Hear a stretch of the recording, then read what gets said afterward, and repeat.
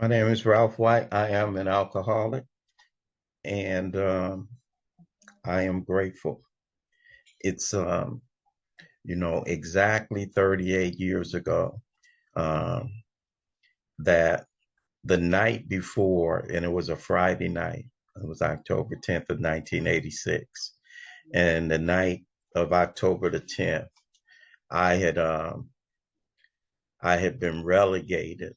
I was 33 years old at that time, and I was me and my five brothers were staying at my mom's house. Ronnie was missing because Ronnie had gone up into the harbor light that previous July. But, staying there. And I uh, was a kid who grew up, in South Central Los Angeles, who grew up in Watts. During the Watts riots, the National Guard was stationed across the street from the little two-bedroom apartment we stayed in. Different people have different ideas, experiences, and sometimes I was at a retreat last week and a guy said, "What was it like growing up in the town? Were you scared all the time? Were you this and that?" And I've heard people from my same town talk about it felt like this was my only, I don't know. You could be in the same geographic location, but it depends on where you are. So sometimes you guys hear me say a lot, uh, I'm trapped in two things. I'm trapped in a lot of things, but one is, if it ain't my experience, you lying about it being yours. That's one of my, that's a belief of mine. And the second one is my experience is the experience. So some people tend to fall in, and my experience is the experience. I'm from a tough town, but I'm not a tough guy. And a lot of people will say, "Well, you grew up in Watson, South Central." About 90 or 100 of my classmates in high school went to college. Six people from my high school went to UCLA with me. So your experience is your experience. You know what I'm saying? And sometime it'll be colored. So that guy had asked me that, and I thought about it, and I wouldn't the way I grew up for nothing in the world. I would have changed when I was in it. I would have, right? Because I'm always the kind of guy that look better over here. But looking back, loving mom, tight brothers, playing in the streets, having dreams and goals and aspirations, thought I'd be important from an early age, high achieving guy. So that was me growing up as a kid. Mom used to give us allowance. I think about that. My mama was a domestic, you know what I'm saying? Raising six boys by herself.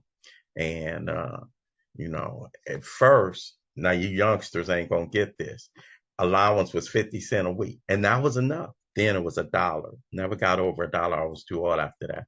And me and Ronnie and Reggie would put the money together, and we'd go to the movies on the weekend, catch the bus, or we wouldn't use our allowance for school. We might go to a Dodger game, and we were just some young guys, man, uh,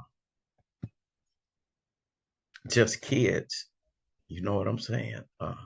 Having a good time, and we were our best friends. And but we also had crews, each one of us, because we were popular guys. You guys have heard me, Ronnie, and Reggie talk a lot, and we'll share about the stuff coming up and how we. But we actually were, pretty popular guys, had stuff going on. And so we go off to school, each one of us, me, then Ronnie, then Reggie, and I start getting loaded in 71. I'm drinking and I'm smoking commercial weed. 72, I'm smoking some better weed, still drinking a lot. And somebody put some blow in front of me. And I said, "No, thank you." Because I suspected that was real drugs. I don't do that. I'm on a fast track for success, right? 73, somebody put some blow in front of me, but it was the right person at the right time in the right circumstance. Because I'm a perpetrator. I'm a image guy. I'm a what I think you think about me guy, and so in 73, uh, blow was not, you didn't see people at the gas station, pumping gas you didn't see people smoked out. It was, it was a status thing, if you didn't have at least a C note, don't even think about copping. If you not, and so I'm caught up in that. And a dude that was going to be playing football on Sundays, he brought it over to the house. I was running with my crew at UCLA, and he put it out there, and I started blowing it, and I got that thing, and so by the mid 70s, I'm drinking like a fish. I'm smoking what I thought was the best herb. By now, I went from Colombian to sesame, and some Thai, some blue hash oil. I'm Peruvian. I'm snorting the best blow. You'll hear me mention all that, but the moment you hear me mention the pipe, I'm coming to the end of my story, right? And so, I'm doing all that, and 79, I started hitting the horn. I start smoking. Me and Ronnie, we start segregating ourselves from our brothers. And the big book talks about a guy like me, and he describes it as the Dr. Jekyll and the Mr. Hyde. He says the alcoholic leads a double life. I'm the triple life guy. I'm the guy that is the business guy in the day. Then I'm the happy hour guy with the people from work. This the ones we get down, we smoke weed at lunch, or we go to happy hour and we bang them. But I'm the triple life guy. Those guys think they cool at work. They the ones drinking and smoking. But I leave them when it's about midnight. I leave them and go get with y'all. I'm that guy. So it's a layer. The hard drinker don't want to get down with me, really. I find you guys. And so I'm that guy. And I get married. I have a daughter, 1983. Rain Javon White was born. I had dreamed about being a better dad. If I ever had a family than my dad. My dad was absentee. So my mom, who's remarkable, I mentioned she was a domestic, but my mom didn't settle for that. And she put herself through high school and through college, and she ended up working as an executive in a big insurance company. My mom, the one thing that, and there's more than one, but probably the one feature that I think that defined her in my mind, well, she left this indelible imprint that you can be and do whatever you want to be and do. So I never thought I was constrained, you guys. I never thought I had a ceiling. I never was scared of trying, and I'm scared of a lot of stuff. And then some stuff I'm not. You know what I'm saying? I never been scared of trying. I never been scared of new opportunity. I wasn't scared when I went off to school. I wasn't scared. Now I'm scared of you guys. I'm scared of girls. I'm scared of confrontation. I'm scared. It's a bunch of stuff I'm scared of, and some stuff I ain't. I'm built that way, and so I'm in life, and I had this daughter, and because I suffer from an illness, uh, I wasn't there when she was born because I get loaded no matter what. With the birth of your daughter, I get loaded no matter what. I was at the hospital the first time when it was a false alarm. Okay, we waited, sent us home. The next time, my wife gets rushed to the hospital. I was out of work or something, and I come home and I get a call. You need to get to the hospital. Well, me and Ronnie are now at the house. Ronnie comes by my house, and I say, I got about a 2 hour window where the house is mine. I don't have to go in the back. I don't have to go in the garage. We can do whatever we want to do right here in this little one. I decided it was a 2 hour window, you guys. Like I'm going to deliver, but. And of course, that 2 hour window turned into I missed the birth of my daughter because I get loaded no matter what. And so she hits this earth, and I want to be a dad, and the wheels are off by now. Uh, I get busted going up in her piggy bank when she was about one. She come on the back porch, daddy, daddy, that's my piggy bank. Guys now, it's getting down and dirty for me because I'm so deep in the life now. It's 1984, 1985. And this is my college sweetheart I was married to. So when she hooked up with me, I was somebody, I was a catch.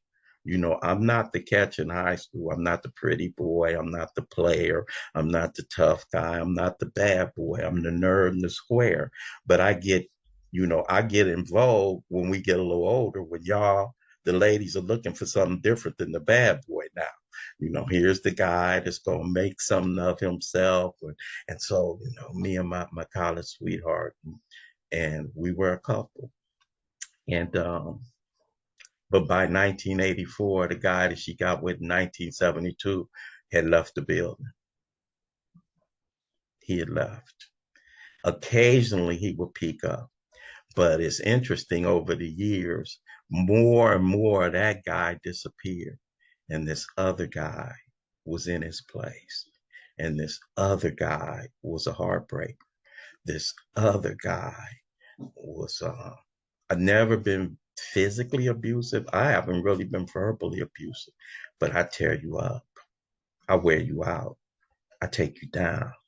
You invest your feelings in me. You give me your heart, and I walk all over it. You know, I financially destroy you. I bring down your self confidence. I'm the original gaslighter. I'm that guy, you know. And so now you beat down and you worn down. And the price of living with people like me and you, the toll, uh, you know, I've been thinking, when we talk about this being a family disease, it is anybody in my vicinity. It's two categories of people by now in my life: Marks and Vicks, period. I don't mean it to be that way. I don't want it to be that way. It's just the way it is when you're dealing with this guy under the lash. Because I don't play, and I'm nothing pretty. I'm the same way in what I do. I get all the way down with, I've never been a sipper. I've never been a sipper. And so I'm all in. I'm all in. I'm not a hard guy and I'm not a tough guy. But my motto in the life used to be, scared, get you busted. So if I'm gonna do it, I'm gonna do it. I ain't gonna be half it. And so you with me on that ride. So guys get to come into the house. You guys know the story. And sometimes they come and they catch me, and but a few times they come to the door and I'm not there, and they threaten my wife. One time they came to my mama's house because of Ronnie, threatened my mom. And the people that love us bail us out because they don't want to see harm come to us. And so I get down. So in the year of 1984, uh, the wheels really come off. I get put out the house in 85. I'm at my mama's house, me and my five brothers, and we drinking, we smoking weed, and we smoke, and we hitting that pipe, and we hitting it hard. We going hard in the paint. Imagine six guys, you know, and so by now, and I'm gonna get to October 10th, 1986. My baby brother Rod is celebrating on Christmas Day of this year. Rod will be celebrating 37 years, you know. But my baby brother Rod was different than me, Ronnie and Reggie. Rod was by the time he came, moms was, you know, like, y'all handle him. And he was different. We were schoolboys. Rod came out slick. You know, I'm looking at theory. Rod remind me of that, you know. And Rod was a kind of a pretty boy. He in the mirror nonstop. And he got his caps to match his eye. Rod still like that. And Rod would be ditching. And Rod was serving. You know, Rod had the dope man was putting it in his hands, and Rod was serving it. And but the dope he and so his boy was the man, and I took advantage of that. I'm the kind of guy that I ended up sucking on that youngster's pistol a couple of times because of burning him, and he told me, if Ralph, if I hadn't grew up looking at you, I mean, they used to idolize me around the youngsters on the block. He said, if you wasn't Rod's brother, and anyway, So he would put something in my hands. And one Sunday morning, you guys, a couple of vignettes, just going down memory lane. Wow, I'm so grateful. I'm about 31 years old at the time. And this youngster was on my mom's block. And most of you guys ain't heard some of these stories because you ain't been with me at the CA meetings up there. I'm glad you invited me to one of these. It's some stories that are in the that some of y'all, damn, I say that, damn. Uh, but this youngster, he would put something in my hands and he wouldn't trust me farther than he could throw me. So I'm serving on the block. In the mid 80s in Los Angeles, California, there were streets you could go to where it was drive up service. You didn't have to get, for those of you who are on here who are smokers and who were in the life like that, you didn't even have to get out your car. You just drive up and it will be people competing with each other to get to your car to serve you. I was one of the compete people. And this Sunday morning, a car drove up beside my mom's house because I was on my mom's block. And I rushed the car and I said, "What do you need?" I'm 31 years old, dusty, raggedy, smoked out.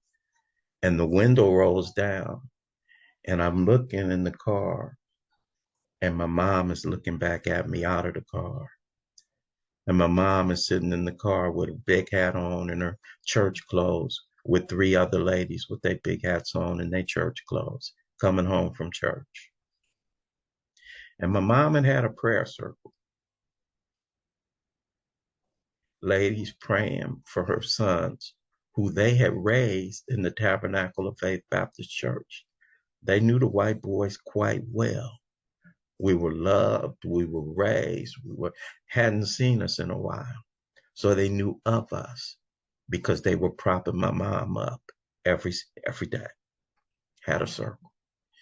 And one of the guys that they were throwing prayers out for, they got the opportunity to see him in living color. And I looked in the car, moms looked at me, you guys, and all I could do was turn around and break. I just ran.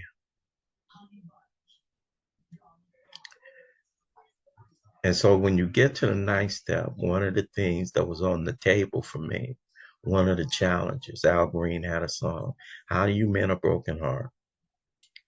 How do you give gray hairs back? How do you take back humiliation?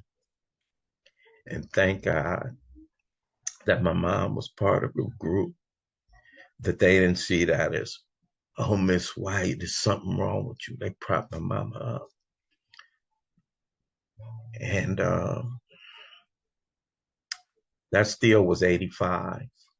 I was to go out, I was to be out another year. And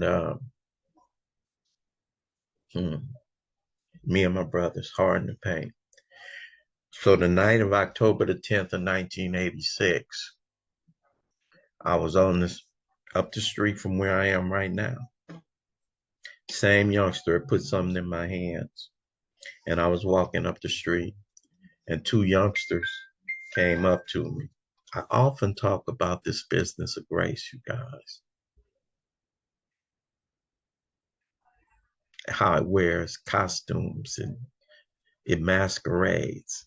This night it masqueraded as two young gangbangers with pants sagging. Had I known what I knew now, I probably would have just gave them their name. What's up, Grace? But they came to me and said, can you serve a double up 50? And I served.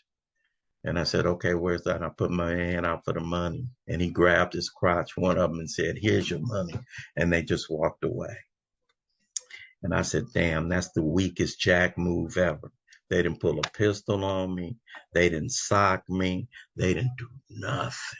I'm skin and bones. I'm this big. I'm serving these two gangbanging youngsters. They know I'm, and they just walked away. I said, damn. And I did what I do in a situation like that. I go to recover from it. So I walked 4 or 5 blocks to this place called Mama's house. This was an old lady When you went in her house, she was serving, and she was smoking rock dipped in PCP insurance. I was like, what? And she would sit there, and she was old, and she'd come in Mama's house, and if you had some, you come out. So I went in there, as as Jim said in his story, he went in the cafe to look for a customer. The difference is when I went to look for customers, this place was really serving, but I went in there and nobody came fast enough. So I did what I do to recover from what had happened to me. I took a hit. You guys know the rest of the story. Ain't no more serving. I'm going. At the end of that day, I knew this was not a good idea. That same youngster whose pistol I sucked on, instead of being a little light, now I don't have nothing. So I dodged a black truck 5 blocks back to my mom's house. In the morning of October the 11th, 1986, I knocked on her door. And I said, Mommy, if you let me in, I promise I'm going to go up in the program where Ronnie is. No idea. No thought of prom. No thought of that. I didn't know. I thought I was speaking my own words. I did not even know, you guys. I was in dress rehearsal for you already. Did not know I had an engagement. Did not know, that these words that were coming out. For years, I said I lied, and I didn't lie. I thought I was lying. I told my mom, if you let me in the house, I promise to go up in the program where Ronnie is. I just wanted to get in the house. Something happened. Something happened. Something happened. And I can't tell you what it was that made me stay in the house that whole weekend. I can't tell you what it was that made me go up in the harbor lot. I can't tell you what it was that got me from day 3 to day 4. I can't tell you what it was that took whatever it was that was driving me from 1971 to 1986. It took it out of me. And from the day before, when I couldn't put it down, to the day after, when I haven't picked it up, something happened. God's impact on me, as Bill described in his story, was sudden and profound, and I didn't know it. As most of us don't know it. Who knows when you're getting ready to come out of the life into the life? What? Are you serious with me right now? If we got anybody that's new on here right now, you don't even know. You walking out of the life into a life. Oh my.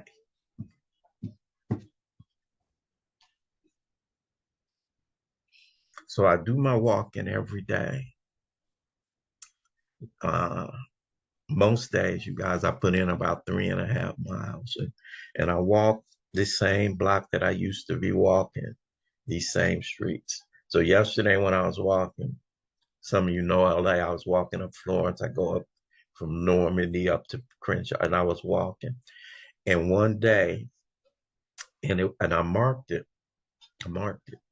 I'm the kind of guy that when I'm in it, and there's something physically different about me than other folk.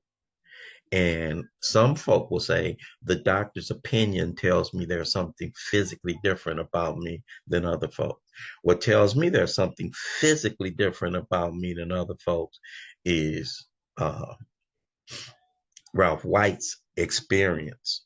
Match it, put it up against the doctor's opinion, and people say the doctor's opinion tells me I'm restless. No, no, no, no, no, no. You know what tell me I'm restless, irritable, and discontent? When it's Monday and I'm cool because I'm broke, and I said I'm not doing this no more. I'm cool.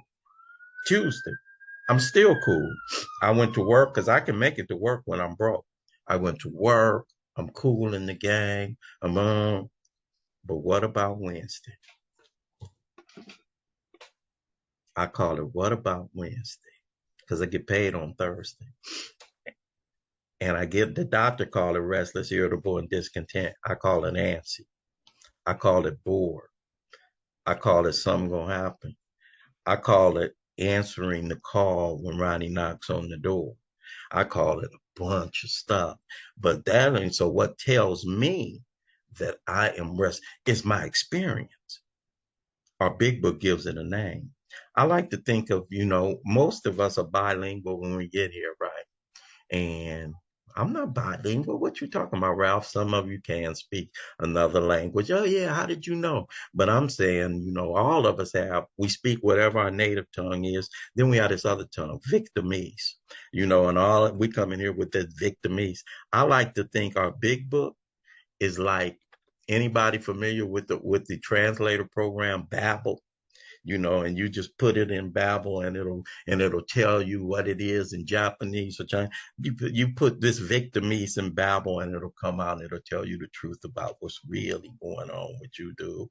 So it'll give it a name. And so that's what happens, I so when I read that, so what happens, I'm on the bus and I just copped and I'm going to the motel, and I'm trying to make it to the motel, and it's on me, right?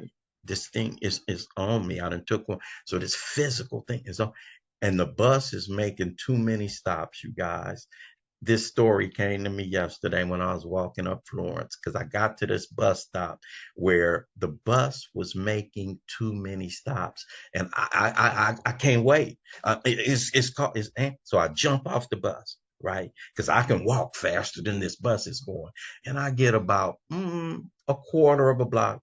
Here goes the bus passing me by, and I'm just like, you big. But that is how I get down when I'm in the life. My last run, in October of 1986, we had copped a whole lot because I had got a settlement. Me and my brothers were at my mom's house, and we were sitting in here, and my mom was on vacation. She was in the Bahamas, so we had turned her house into a spot. All this had a bunch of dope. So I go up the street to get a haircut. My hair was all over my head, and I left a bunch of stuff at the house. They drinking Remy Martin when I left the house, and they snorting, right? And so I know that they doing this. I'm cool. We got a whole lot. We done cop the OZ. And so I'm in the barber's chair, and the barber makes the mistake. This is a landline. And he answers the phone call. And he starts talking. And I'm thinking of my brothers getting down at the house. And I'm thinking, you guys, I jump up out the barber's chair, half head, half cut. And it ain't my hair wasn't looking like it is now, real close. It was all over my head. I come home, head half cut. I can't do it. I cannot sit.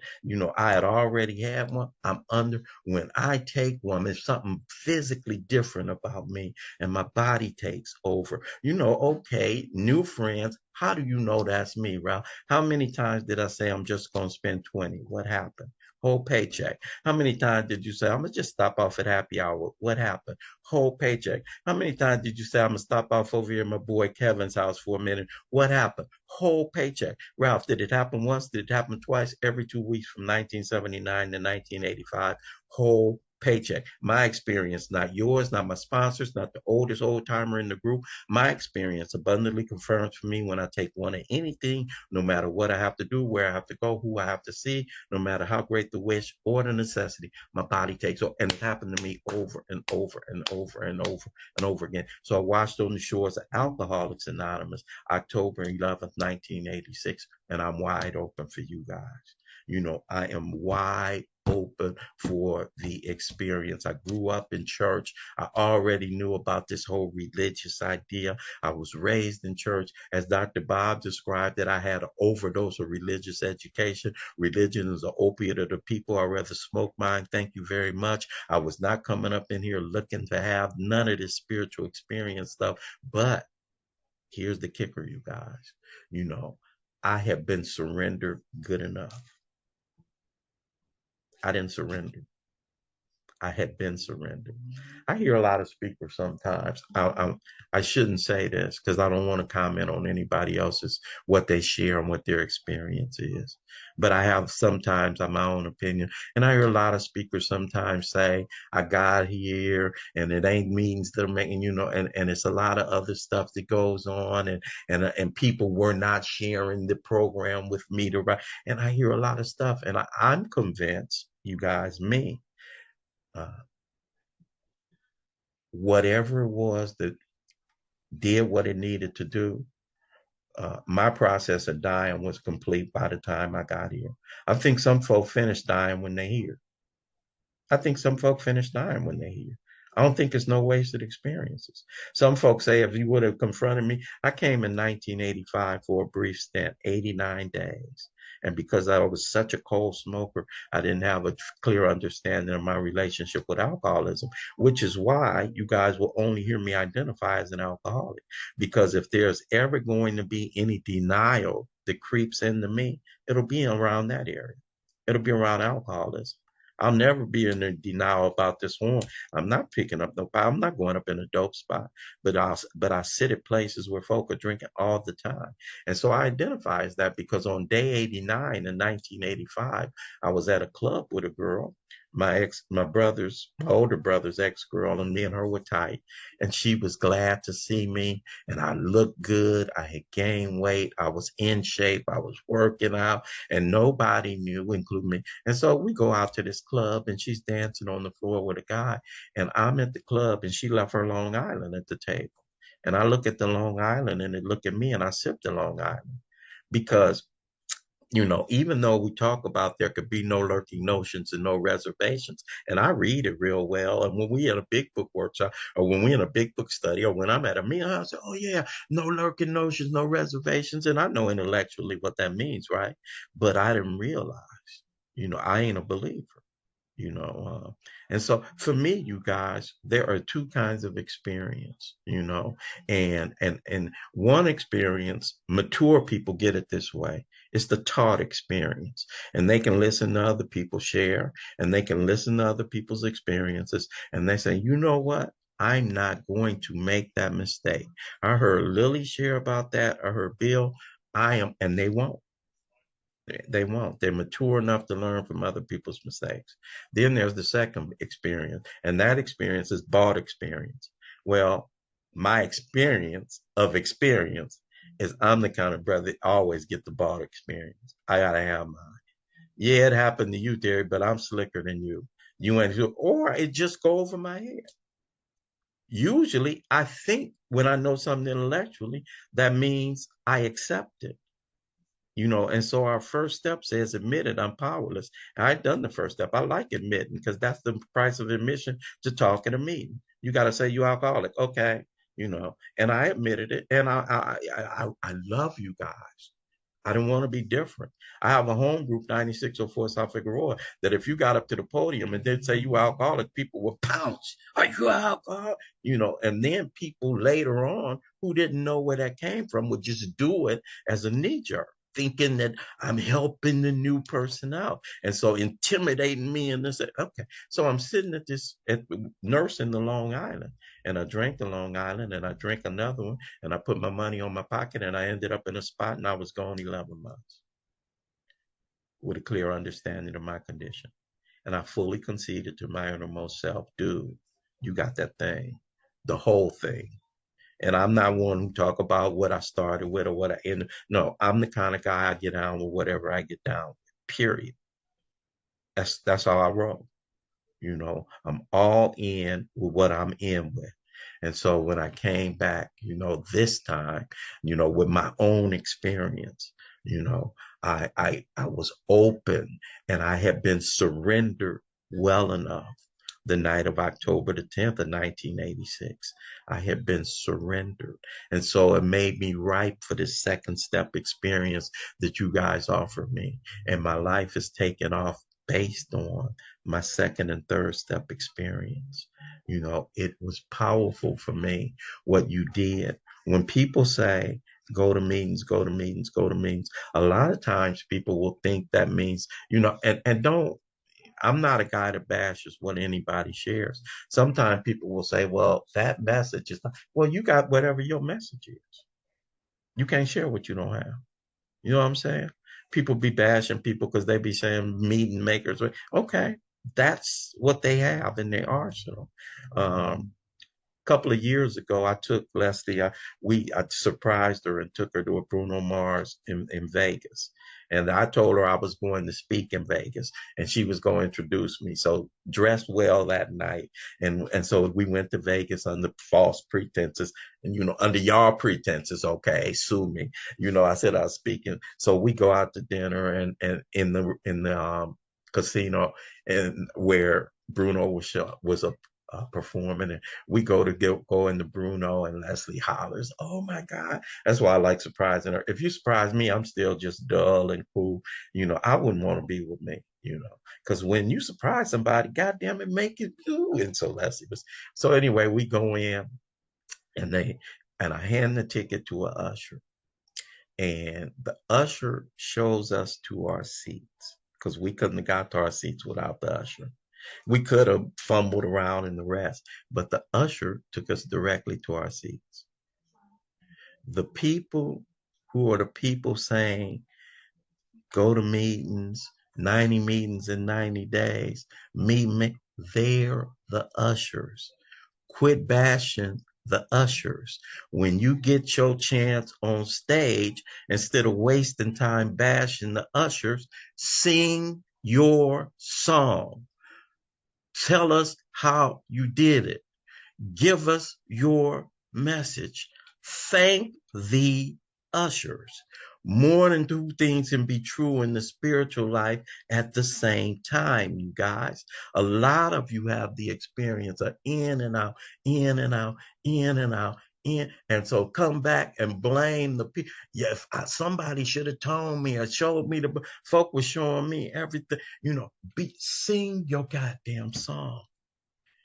And here's the kicker. I'm going to get off my soapbox and I'm going to talk about me. What I try to do, you guys, even though I'm not doing it right now, I'm violating myself. What I try to do is share with you my experience.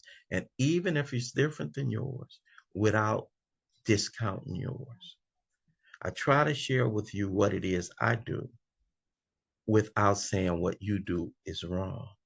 I've been down that road a long time. When I would do inventory, what you doing? I don't put myself on in the first column. Why you put? Okay, if somebody else do, let them do that. And right in the fourth column, my part. What the fuck? What the hell you doing? Putting your part? Where the books? Okay, share what you do. Share what you do. Because it's folk that been doing what they doing. I remember when I first got in the book, Kevin, when I see you, Theory, when I see you, Val, when I see you, the Valders, when I see you, Bill Swan, when I see you. Then when I get so damn inspired. Maya, I see you on here. Oh, you don't know what you do for me. You don't know what you do for me because you carry the torch. You are on fire. You show me, you invigorate me, and you keep me young, and you keep me green. I've been doing this a long time. I'm not desperate like I was when I came up in here. And you relieve me of having to do what it is I do. Y'all do it much better than me. Tell folk how to do it. I ain't really into the how to these days, you guys. I'm into the why to. I'm into this what it looks like if you do. I'm into this is what you can have if you sign on the dotted line and come in here and come all the way in and sit all the way down. Yeah, you invited me. Here he says some good things about me. You would think this dude is going to have some great spiritual nuggets. I'm going to give you the best spiritual nugget I got. And somebody going to say, damn, that's the best you got. This program, monkey see, monkey do. God damn it. Monkey see, monkey do. Really? You ain't gotta reinvent the wheel, dude. You ain't gotta try nothing for you ain't gotta be original, you ain't gotta be deep, you ain't gotta be heavy, you ain't gotta be profound, you ain't gotta be insightful. The cold thing is A lot of you guys are all those things. And the thing about that, when I come out and I get the opportunity to sit here sometimes, I am acutely aware that somebody gets confused and somebody gets to thinking, dude really know this recovery. Dude really know this book. Dude really is sharing some stuff. Dude really seems like he's got some insights. Ooh, listen to the way he can share about the four stuff. Ooh, I like what he's saying, but I can't do that. I'm not built like that. Check this out. You ain't got to be deep. You ain't got to be heavy. You ain't got to be well learned. You ain't got to be educated. You just got to be broken. What? That's the qualification? For grace to come in, it just need an opening, dude. Just need an opening. Just need a little crack. So I came to you guys, and this second step experience, I think that the best that we do for each other and we don't even know it. So I'm going to meetings, right? And I'm full of I thought I was full of prejudice toward religion, and I thought I was full of prejudice toward the spiritual idea. Turns out that was beat out of me in the life. No fight left, man. And so some stuff came in and it worked for me like this. One of them is this. What is my vested interest in there being no God? I'm going to put that to you if you're new and you're struggling with the God idea. The very first thing that I had to get rid of is, do I have a vested interest in there being no God? Okay. Then you can quit debating it, quit defending your right for there not to be one. In fact, I'm hoping, praying, pleading, please, please, please. I got a power bigger than me already. I call it the pipe and alcohol. I need a power bigger than it. Oh my goodness. I already have a power bigger than me. I need a power bigger than it. I go to meetings. Monkey see, monkey do. I don't know I'm doing second step. I just know I'm going to meetings. I like them. I like them. Gift. Second gift after the gift of surrender. Second gift. I like them. Like you guys from the beginning. Not everybody's story. All you guys that are sponsors, remember that. My experience ain't necessarily the experience. Some people don't take to us immediately. Some people find us lame. Some people, believe it or not, find us intimidating. Some people find us off-putting. I happen to land in the right place too. I happen to land in a place where people made it attractive, where people welcome me in. I'm responsible for that. I'm responsible for that. A lot of times I think that my chief responsibility is knowing this book, taking them through this process, and sometimes when I'm on the ground. See, they're not going to get a whole dose of the book in one sitting, in one setting anyway. But what they going to get a full dose of, one of them hugs on the spot, in the moment, right goddamn now. What they going to get right now that they're not used to, come in. We got you. We see you. What? We discount what's going on with each other. I'm in the meeting. I go to a meeting. I go to lots of meetings. I go to the solution meeting on Monday nights, 7:30 in Compton. During the day, I have been to the Crenshaw Lano Club at 12 noon. On Tuesday, you'll see me at the Crenshaw Lano Club at 12 noon, and you'll see me at 9604 South Figueroa at 8:30. On Wednesday, you'll see me at the Mini House at 12 noon, and you'll see me at the Relapse Prevention meeting at 7:30. On Thursday at 12 noon, you'll see me at the House of Uhuru. You'll see me at the Broadway group of Alcoholics Anonymous at 9604 South Figueroa. On Friday, you'll see me at 12 noon at 9604 South Figueroa. And at 8:30 on Friday night, you'll see me at 9604 South Figueroa, unless I went to the 7:30 meeting at the Crenshaw and Auto Club. On Sunday, you'll see me at 12 noon at the meeting of 9604 South Figueroa. And on Saturday night, you see me at the Crenshaw and Auto Club speaker meeting. On Sunday morning, you'd see me starting in November of 1987 at the Never Too Early Big Book Workshop at my mama's house. And then you would see me at the 3:30 Young at Heart meeting of 9604 South Figueroa. And then you would see me at the 8 o'clock meeting of the Tired of Being Dogged Out meeting with Cocaine Anonymous.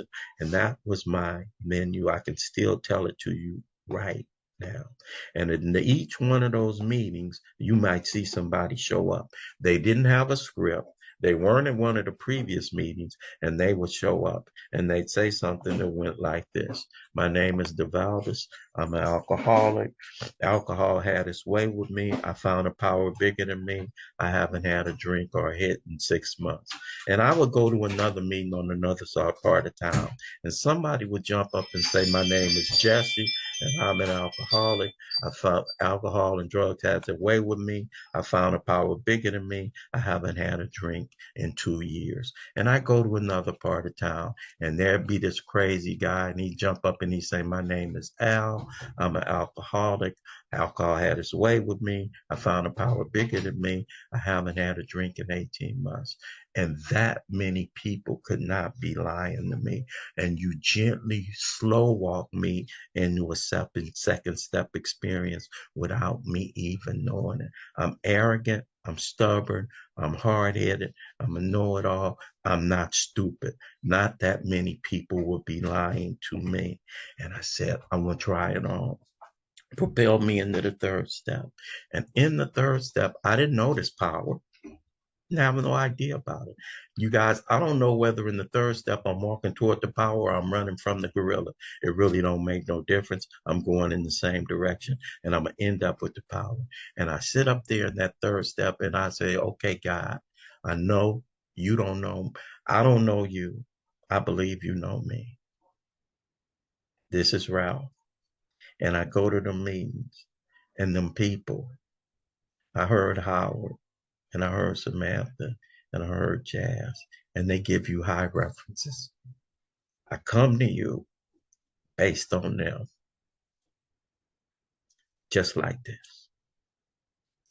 In October 1986, it's broken, 33 years old. Didn't know where my family was living. Didn't know where my little girl was enrolled in school. No address. Sleeping in the back of my mother's garage, eating lemons off a neighbor's lemon tree for breakfast. No, as Clancy used to say, no friendly direction. Just like that. And what I like about our third step, you guys, you ain't got to come right to get right. Cocaine Anonymous, Alcoholics Anonymous. Come as you are. Get on your knees.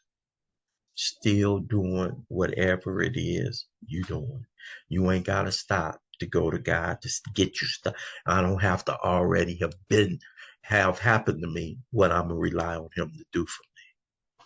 If you hoeing, get on your knees. If you tricking, get on your knees. If you stealing, get on your knees. If you embezzling, get on your knees. Whatever, get on your, in that condition. Do something with your boy, just like this. I don't have much time left. I'm a bullet point. I came in that condition and he did something with me. When I went to that power, I said something.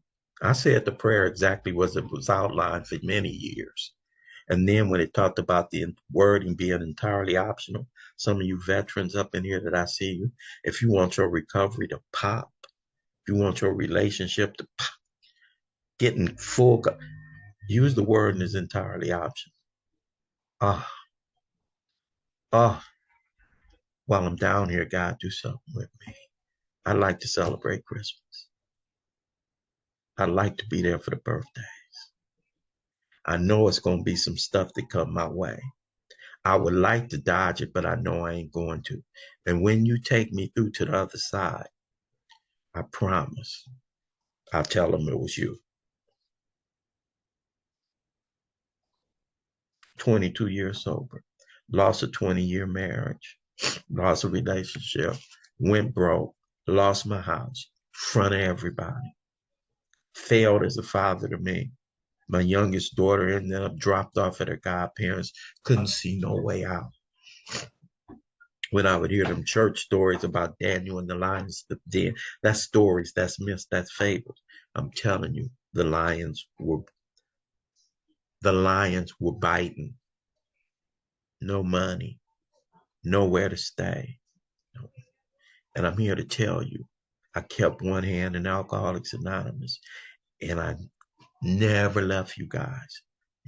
I'm a member in good standing at AA and C. I've been here all my life. And he walked me out the lion's den. And I'm here to tell you, it was him. I'm here to tell you, 38 years of walking on the sunny side of the street. My mom, she just walked by. It's me and her, 94 years old. As a result of putting my hand in your hand and my other hand in God's hand. He's done something with your boy. I said, God, do something with me. He's done something with me. And it's been remarkable. Something happened.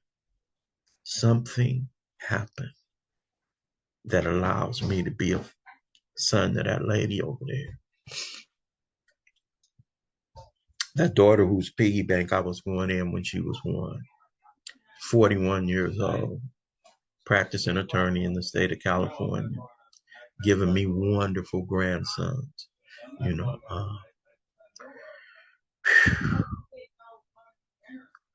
I know y'all don't think you're going to get rid of me. 4 of us, 3 of my brothers are here with you guys. I'm going over. I know it. I don't mean to. I'm gonna shut it down. My mom has a saying. She says, I'm drinking from my saucer because my cup is overflowing.